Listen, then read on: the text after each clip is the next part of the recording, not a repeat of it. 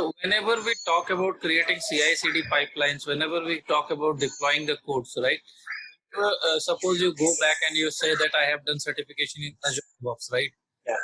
Then they will expect you to create CI/CD pipelines. And when we say creating CI, when you talk about creating CI pipeline, expectation will be that you test the code for every possible vulnerability, possible security issue, every possible technical depth, right? That will be the expectation from you. So you need to understand that how to check all these perspectives. So today we are going to talk about technical depth, okay, which also comes under code quality. Okay.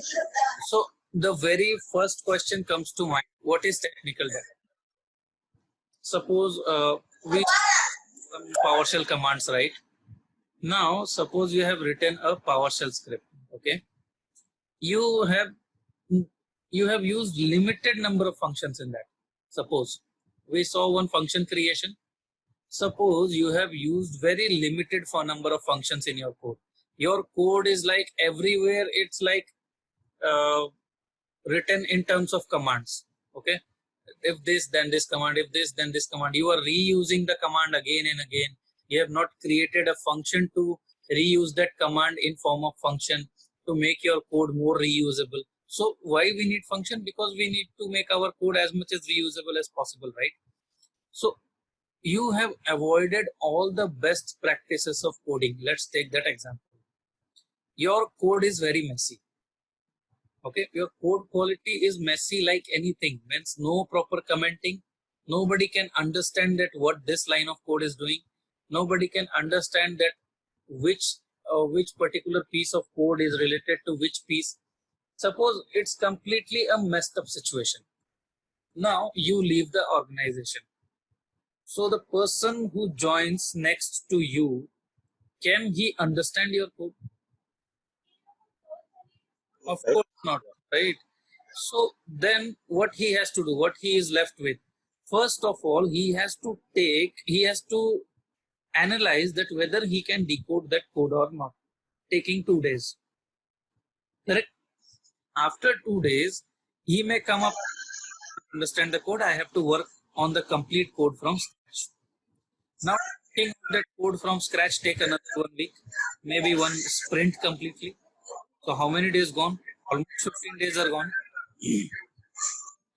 So first they paid you for those 15 days. Secondly, they paid another developer for that 15 days of work, the same amount, maybe more than that, right? Yeah. Happening for the company. A kind of depth is getting created, right? Some kind of depth is getting created, right? Every time they to pay for the same piece of work. It's like you took a loan which is not taking the time to end, and the EMIs are continuing, isn't it? Yeah. So of the very similar condition. Okay. So that is called technical depth, where they have to pay multiple resources for the same piece of work just because of some bad coding practices. That is called technical depth. Now, your technical depth, what are the bad coding practices? Writing a function which is never used. You wrote a function that was never used in rest of the code. Maybe you declared a variable which was used in rest of the code. The other developer will keep scratching his head. He will completely scan the entire code to know that where this particular variable was used, right? Yeah. So all these bad coding practices creates nothing but a technical depth to the organization. So what is the solution to that? There is tool available for that to get this checked, which can be easily integrated with Azure DevOps. Okay. Yes. Azure DevOps has a very easy integration of the tool which checks technical in our code. It analyzes if there are some which are not used. It analyzes if there are some functions which you have written but you have not used it. It will also analyze the variables which you have written but you have not used it. So it analyzes the entire technical depth of your code and gives you a detailed report. And that tool is SonarQube. SonarQube helps you to identify. Okay. So let's go through the PPT once. Can you share your screen? Oh, sorry, man. And will it also show the code? I mean, what kind of code, accurate code, or it's a repetitive code? Will it also show that? It will directly show the lines where you have technical depths. Oh, okay. It is such an amazing tool. Okay. So whatever maybe the code it will show. Or only... Yes. So what we are going to see, that how to integrate it with Azure DevOps to check the code quality.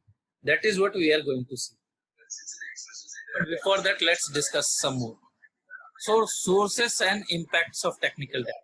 Technical debt describes the future penalty that you incur today by making easy or quick choices in software practices. Like why do you try to avoid creating functions? Why do you try to avoid using the good coding practices? Because it's little bit of time taking, it's little bit of complex, right? So to avoid that complexity, you go through the easy path. You create the code with bad coding practices, right? The code is created. Then what happens? Due to your bad coding practices, in future, company has to pay the penalty. Penalty as in company has to pay the resource who will do the code check, who will analyze your code, who will get your code in proper shape, who will reorganize your code. Correct? So yeah. that is why it is all called technical debt. Common sources of technical debt are lack of coding style that we already discussed, lack of poor design of unit test cases. Technical debt also comes testing team has not done proper testing, has not created proper test cases. So what happens? Suppose testing team didn't focus on creating some good test cases. They somehow did it. The entire team suppose resigned, new team comes up. So what they have to do? They have to again recreate test cases. Spoil of time, right? Paying the resources, again, technical debt. Ignoring or not understanding object-oriented design principles. Exactly the point which we discussed. Not writing proper functions, not writing proper methods, not using proper object-oriented programming methods. So these all things introduces technical debt. Monolithic classes and code libraries, poorly of technology, architecture and approach. You have not designed your application properly, you simply started coding.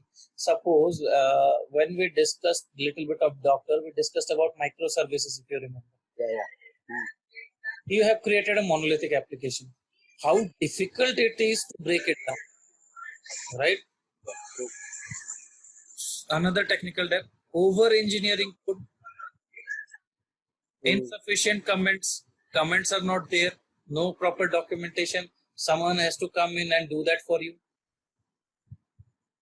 Not writing self-documenting code, taking shortcuts to meet deadlines, leaving dead code in place.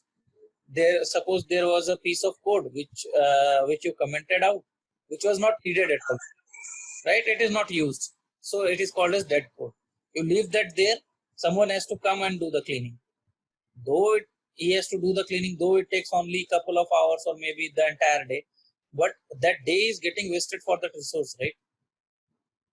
Again, another example of another example which creates technical debt.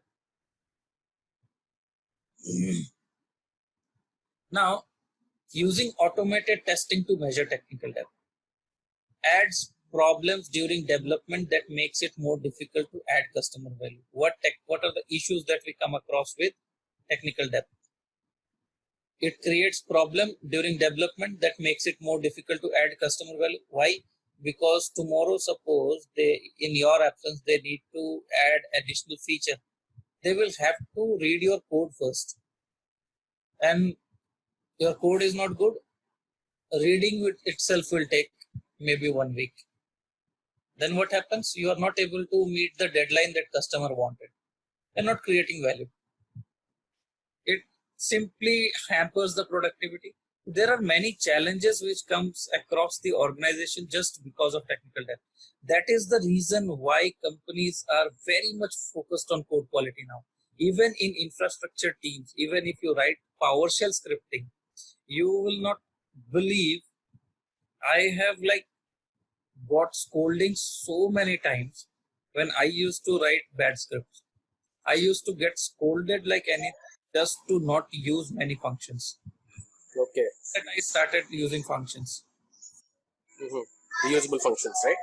Yes, functions create your code very easily readable. Right? Because now suppose you have the entire code, there are maybe 10 functions in that. Okay. Now below that use the functions. So developer doesn't need to, now suppose he is looking at one piece of code, one line of code. He doesn't need to search for the entire code to understand that from where that line came, from where that piece of, you will simply look for the functions. You might have also commented the functions. So and easily that where that piece of code is, right? So productivity increases. Yeah. Now, let me demonstrate that. The time to get our hands dirty with Azure DevOps. Okay. So what I'm going to do, so this is one project. Okay, let me do everything from scratch. So what I will do, I'll create one SonarQube project. Okay. So what we are doing, we are checking technical debt. SonarQube, let me keep it public so that I can give you access. Not access, okay, even if I give you a link, you can check it because it is public. I've created the project. I want the code piece. I cannot create my own code right now, isn't it? So I have to get the code from somewhere. Let me get the code. Where is it? I have the GitHub link. Where is it? Here it is. One important thing, the plugin for Sonar Cube is not directly available in Azure DevOps. You have to go ahead and get it from Azure Marketplace. How to do that? Let me show you once I import the code repository. It takes some time. Till then, I will show you how to get that from Azure Marketplace. Let's go to repo. How do we bring the existing Git repo? We do import. We give the URL. We simply say import everything. Right? This is how we do that. Now, how to get the SonarQube plugin? So, okay, just go. This is Azure Marketplace, marketplace.visualstudio.com. This is Azure Marketplace. If you search for SonarQube, Sonar Cloud or SonarQube, you will come across this. You can say get it for free. If you say get it for free, come on.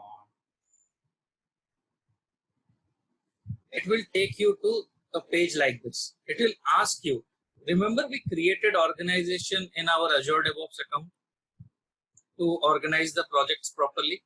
Yeah. So you have to select the organization. My organization is ARM Demo Sunny, right?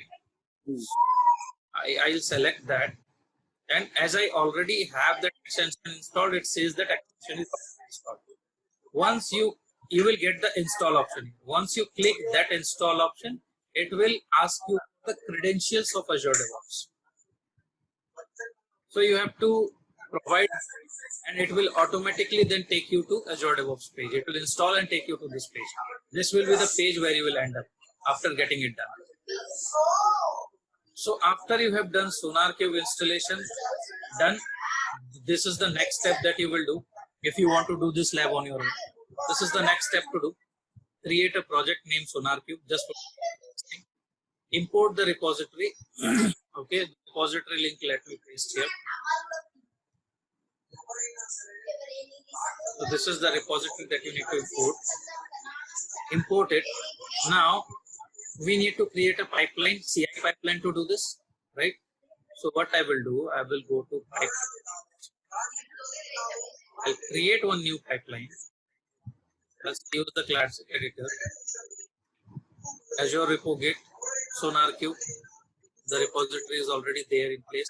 So what I will say, I want to test my .NET code. It is a .NET code, but I don't want to directly test it.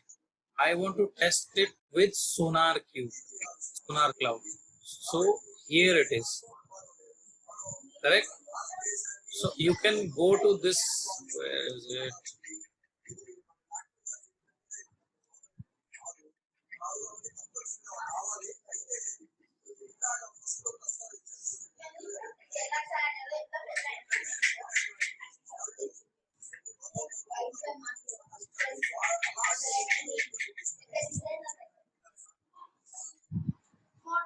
So we select the desktop app. Okay, this is .NET Core.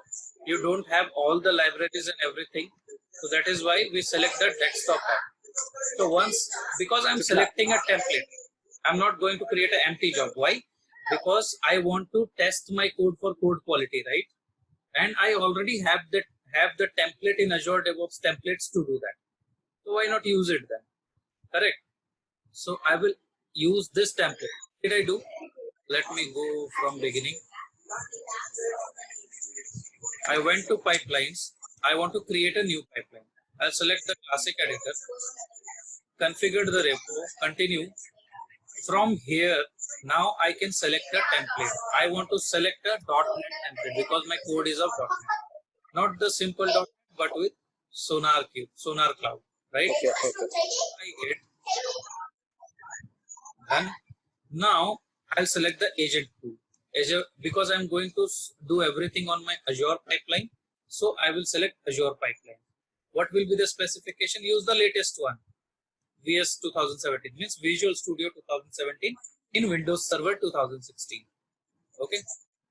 Selected everything. The important piece that you want to configure here, because you are integrating SonarQube route, right? Check the code quality. Cloud is another entity in itself. You have to create account in Sonar Cloud. Okay. So you have to create account in Sonar Cloud. How to do that? Sonar Cloud. Go to Sonar Cloud. It will ask you for, okay, let me sign out. Log out. It asks me to sign in, right? If you have Azure DevOps account, you don't need to create a separate account here. Just go to login. Use these options. I will use with Azure DevOps. Using Azure DevOps, it will ask you for credentials. Provide the credentials. You are logged into Sonar Cloud, right? Once you are logged into Sonar Cloud, what you would want to do, this was I already created. Now see what all settings it wants in this. Some settings need attention, right? Wherever some settings need attention, you will get some red notification like this. Go to that piece directly. It asks for Sonar Cloud Service Endpoint, right? There is nothing right now. If you say you want to create new service endpoint, it will ask you for something. Sonar Cloud Token. Why do you need Sonar Cloud Token? If you remember when we talked about Azure Service Principal, if you want to automate anything from third-party applications, you need that service principal. If you want to access the storage account that we created in Azure, we used that Azure storage key, storage access key. Similarly, to use Sonar Cloud, you need that token. Now, how to generate that token? Very important point. Go to my account, go to security. Okay, there are many already generated. So what I can do, I can new ADO, I will say, I'm going to create a new token now. I'll say generate. My token gets generated, copy it. If you don't copy it, you will lose it later on. Copy it. Okay. This was the earlier one. Let me name it was ADO. New ADO is the new one that I have created. Okay, so I've created a new token. Now I can use, I'll copy this token. I'll say create a new endpoint. I'll say use this token. Verify it. If you have successfully created it, it will verification will be successful. Now, new is the name that I have given to it. Verify and save. It will verify and it will save it. Done. Now, organization. So you have to create one organization as well. Here is the plus option. Click it. Create new organization.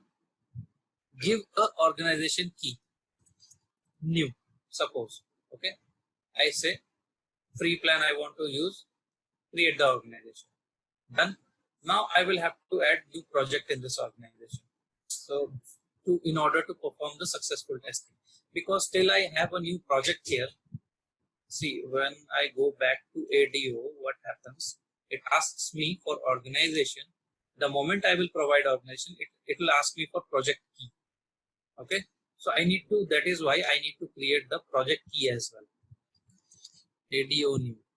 Suppose this is my project key. I'll set it up. So now my project is ready. Organization, project both are ready. I go back, I refresh it. I get to see the ADO new. This was the previous one I created. I'll select ADO new. I'll go below. It asks me for project key. What is the name? New. It will not load automatically. You have to provide it. ADO new.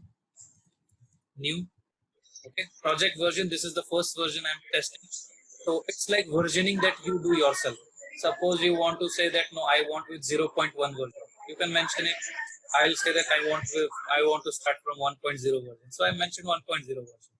Now everything is ready. The rest, all the things are already set in that template. You don't need to touch them because you have already configured your repository. That is the only thing that you should be bothered about. Rest things, let it be. Another thing you should be bothered about is prepare analysis on Sonar Cloud. What happens? Why do we need to configure this? Whatever analysis that will happen for the code in this pipeline, all the analysis will be posted on cloud so that you can go ahead and check it here. Okay. This gives you a complete dashboard so that you can check that what analysis has happened. That is why we need to provide all the cloud credentials here or details here so that the analysis report can be published. That is what you need to configure here.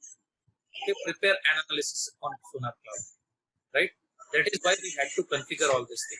Where it will prepare the analysis report in ADO new, and within that organization we have project key. In under this project, it will create complete analysis report, right? Now my pipeline is ready. What I will do, I will say save and queue, and let's wait for it to complete. What did it? Why? It got stuck.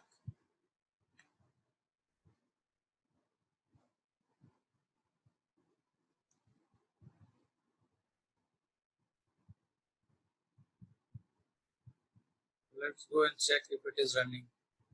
Yes, it is running. So let's wait for it to complete and then we will check in Sonar Cloud what report we get. It takes around 10 minutes of time to get loaded in cloud. So any doubt, till then we can take up your doubt. It gets published. Okay, so we are using Classic, right, for pipelines? Pardon? For Classic we are using, no? Yes, we are doing everything using Classic. In projects also we'll use Classic, or it depends on the... It depends on you. Okay. Because in our projects we use Classic. See, pipelines you are creating, right? Yeah. If you are creating pipelines, it's completely dependent on you. If somebody tells you that give me the code of your pipeline, I show you how to get the code, right? Yeah. You can go to your pipeline and you can see the YAML of your pipeline and get it, isn't it? It's that easy. So nobody can force you to write YAML for the pipeline. It's completely your choice. And who is going to come and check? The Yeah. point. Who is going to come and check that how you are creating, right? Yes. Yes. All the warnings getting populated. SonarQube, C# project, warning, remove this unnecessary, something is there unnecessary, add a protected constructor, remove method. So it gives all the details. Did you see? Yeah. Yeah. Let it get completed. And any more questions?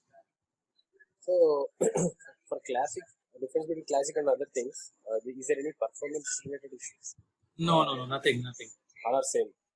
No, all are same. Performance is exactly same in YAML. See, apart from classic, you have something called as YAML option to create the pipelines. Yeah. And that is simply key value. Okay, but where they have already given you a very amazing. Why they have given you YAML, you know, so that you can take the backup of your pipeline. Okay. Now, if the pipeline is only UI based, then how will you take the backup of your pipeline? Tomorrow you want to create the same pipeline, you have to go through the entire pain again. If you have the backup, you can directly import pipeline, right? You don't have to create that pipeline again and again. So we will see, that is also one module that we will see at last, that how to take the backup of pipeline and how to import it using the backup, right? Yeah. Just give another 5 minutes till it uploads to the cloud. But we have the results here. If you go ahead and check the results, see, it gives you the details, right? If you see here, remove this unnecessary using in code assembly info.cs, right? Where 2 comma 1 means it gives you the line and row number, everything. See, now another warning, add a protected constructor or static keyword to the class declaration, which is the code program.cs. It gives you everything in detail, but you don't want this kind of report, this kind of black console report. You want a very sexy report, right? Then how do you get that? Where is it here? Go to the cloud. The report is published here. Everything. One bug is there. Okay. So there is one bug in your code. What is that?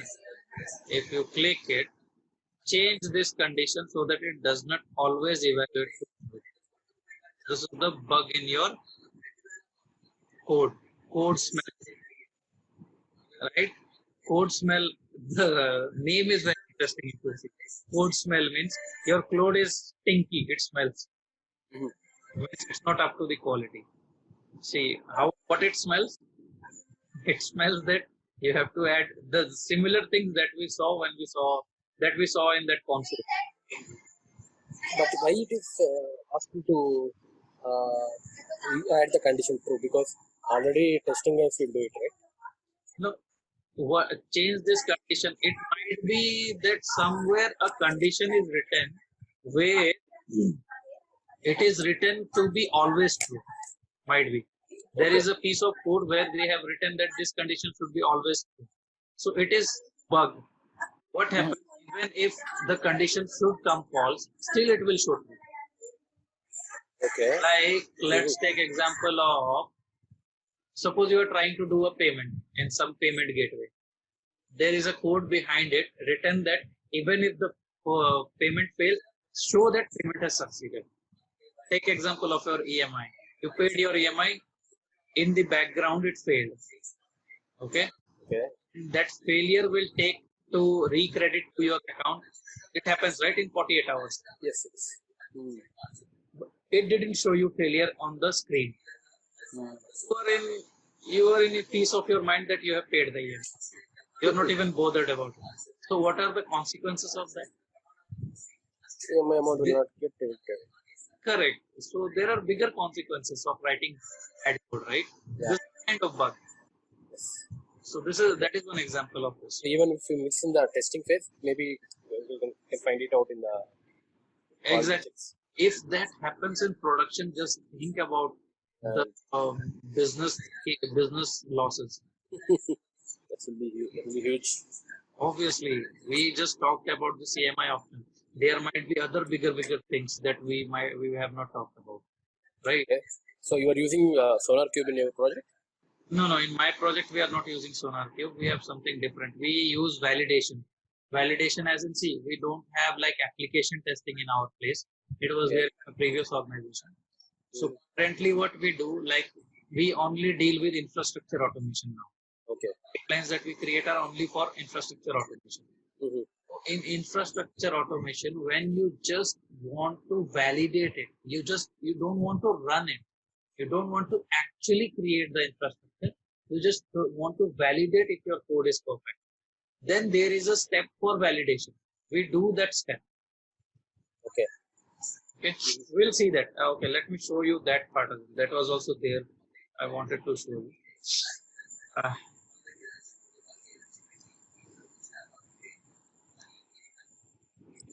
Where is it? Where is it? No, not this one. Pipelines. I think this is the one. This edit pipeline. So now, suppose you don't want to actually deploy it. Okay, you don't want to actually deploy the infrastructure. You just want to test if your ARM template work perfectly fine or not. In short, you just want to create a build for your pipeline, right? After build, if you remember, what did I tell you? After build, what we do? After testing, what we do? We generate an artifact and we publish that artifact, right? So that it can be used later on with while deploying, isn't it? Yeah. So what I am doing here, let me show you. If I go to this, I'm using the templates I'm using the templates, okay? But where is it? When I say deployment mode, I say validation only.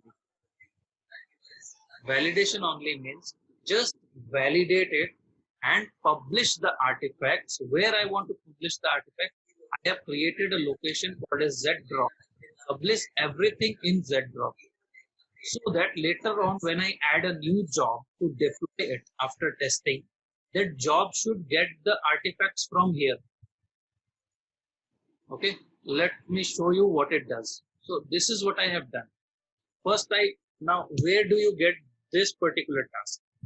Okay, you go ahead and use add option to add a task. You say publish artifacts. Publish artifacts. So here are the published build artifacts. Okay, so this is what we use. If I say publish build artifact, I have to provide everything, the path to publish, where I want to publish, build artifact strategy directory. I'm choosing the default which it gave me. Artifact name should be drop, Azure pipeline. So I'm saying that whenever my testing is completed, publish the tested ARM template and the parameter template to this location with the name of drop. Okay, what it will do after testing, it will publish as in upload everything here. It will upload everything here so that in my next agent job, I am completely satisfied that when I use that template, I am going to get 100% success rate, right? Because why? I have tested it. Correct. Yeah. That is the reason why we publish the artifact. And when I say that queue it, let me queue this, okay? Let me show you what actually happens with this. Let's go to portal, because you might think that there might be fear, right? That साला कहीं जाके create तो नहीं कर देगा resources, something like kind of that, right? So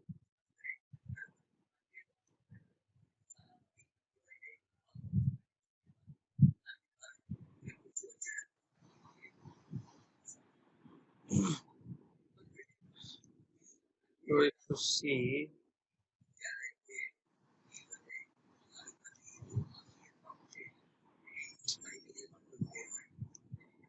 This is the resource group where the deployment should happen.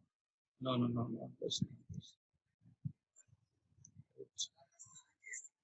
Let me see the code first.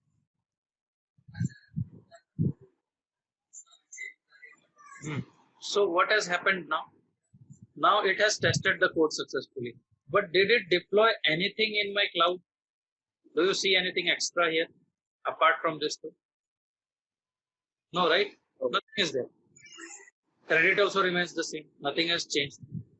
Now what I can do when I have published the artifact, next step is to use artifacts which I have published. I can use them to actually deploy the infrastructure. How to do that? The biggest question.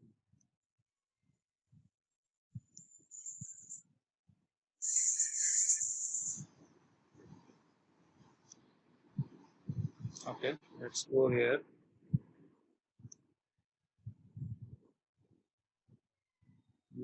Edit it. I will create one new agent job. How to create a new agent job? Add an agent job. Okay. If I say this, now what I need to do in this agent pool Azure pipelines, agent specification, use this, add a task. Okay, what should be the task? Azure resource group deployment, right? If I go here,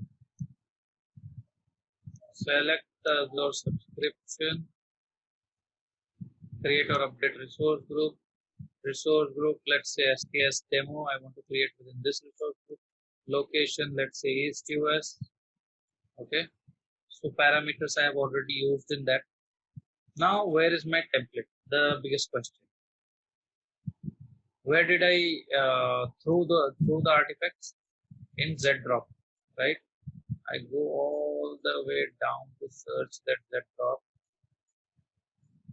Here is that ZDrop. Come on. What?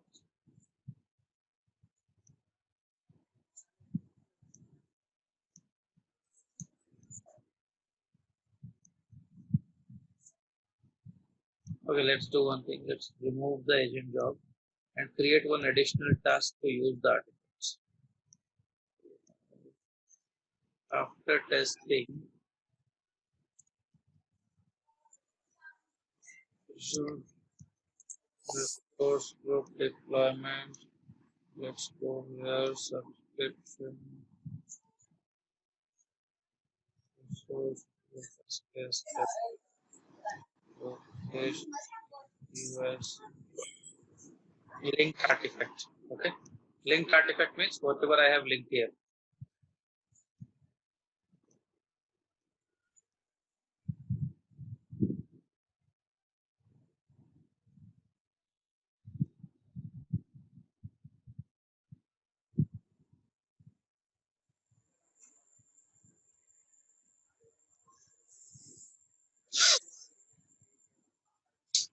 Come on. Why is it acting up?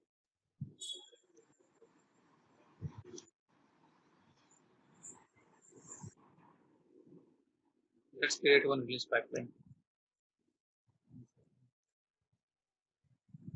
So I'm showing you how to create release pipeline now. Continue. Select an empty job. You want to use the artifact from previous pipeline, right? Let's save it first.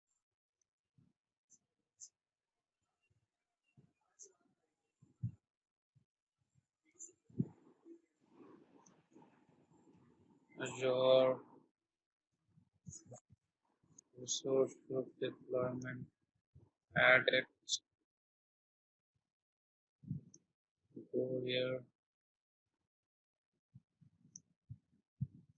subscription, free trial, resource group, SPS, location East US.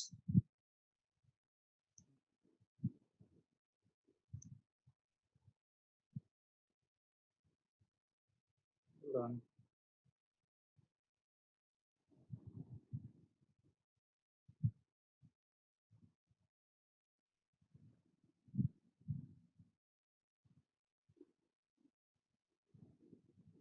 Hmm. So here it is. Now, if suppose you have to create a release so that you can use the artifact from previous, what do you say,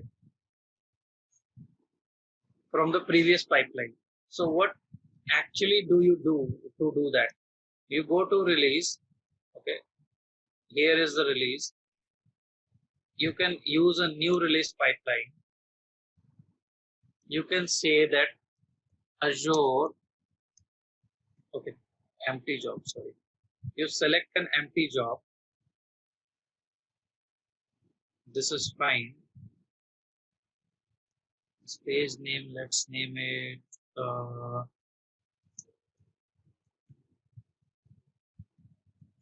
deploy resource, save as template. Where is that save button? Okay, now you want to add the artifacts from previous build, right? So you selected the project. Now source, what should be the source? Source should be, if suppose it is a build pipeline, you are selecting the source as build because you are creating a release, right?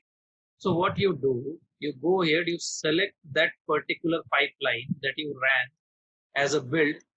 Once you have selected it, which artifact you want to use, you want the latest artifact to be used. So latest, I've added it. So my artifact location has been added. Now when I go to this, what I have to do, I have to simply select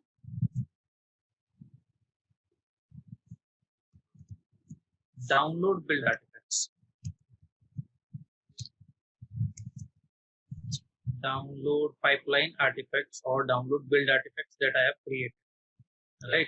So if I go here, artifact name. Wow. Oh, something is wrong.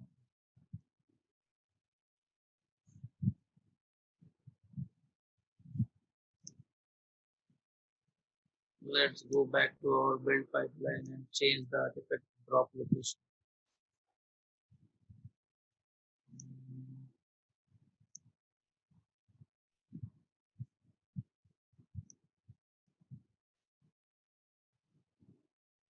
Let me remove this. Remove selected task and validation is done. Add one other task. Publish artifacts.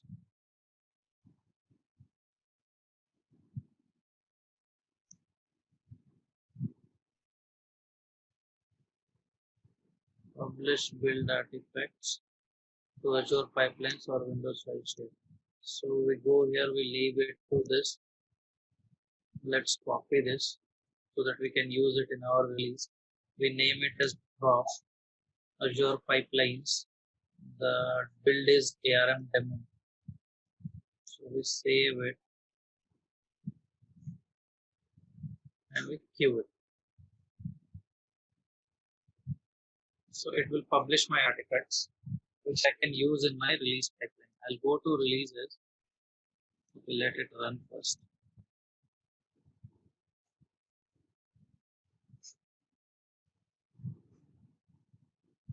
So it is testing my code, and after successful testing, it will publish the artifacts in the location, in the default location of pipeline. It will not use any location from the repo. Rather, it will drop everything in the default location. So I've copied that location so that I can use it in my next release pipeline.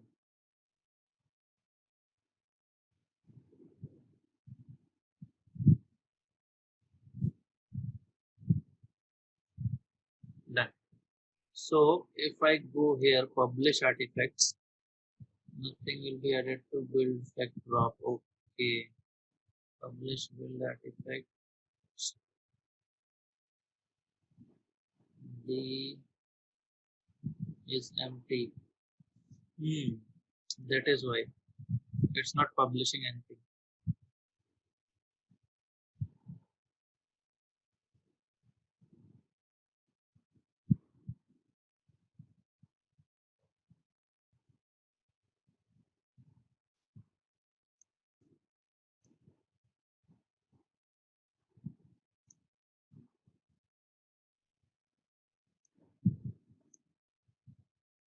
Let's use that Z drop again.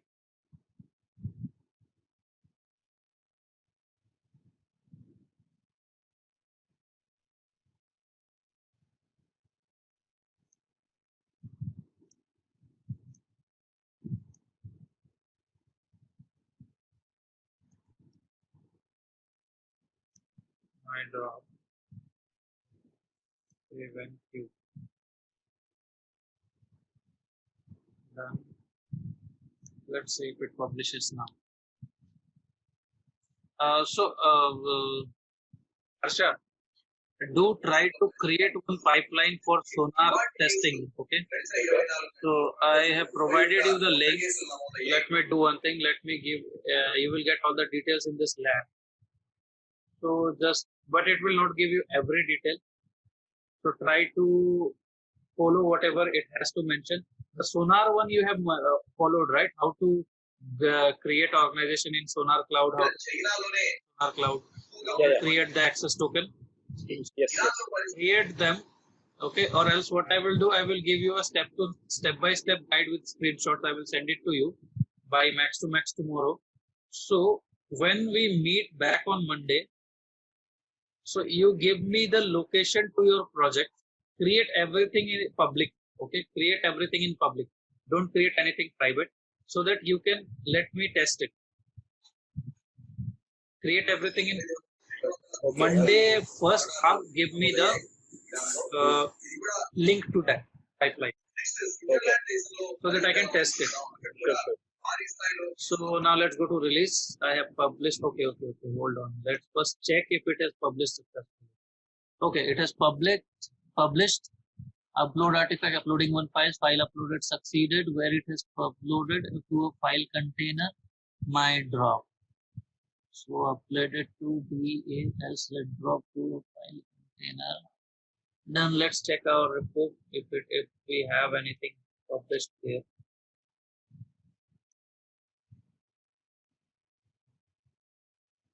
I gave the location as Z drop. Wow.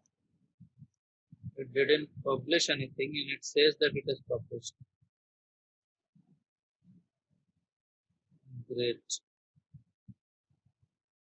Anyways, let's try getting the file release pipeline in place. Pipeline releases. So I'll create a new, I'll edit this release, existing release. We already saw how to create it. So what I'm going to do, I'm simply first trying to download the artifact. From where? From the project ARM demo, right? The project is ARM demo where we created the build pipeline. The build pipeline name is also ARM demo. The version should be latest. Branch tags, leave them as it is. Download artifact from. No, not from failed builds, nothing.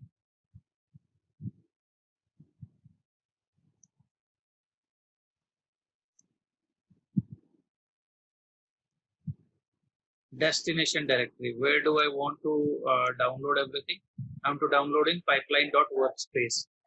Okay, let's run this. Create a release. Create release. So it is simply downloading. It is not deploying my artifacts.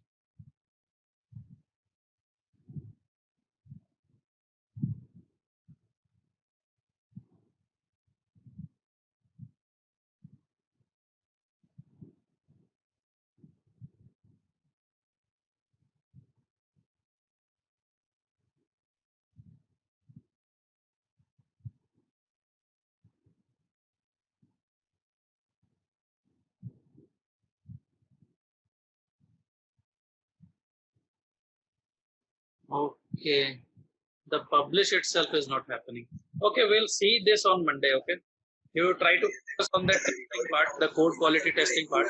I'll get Yeah. this working by Monday, Okay. Okay. and then I'll again show you that what issue has occurred and how did I resolve it.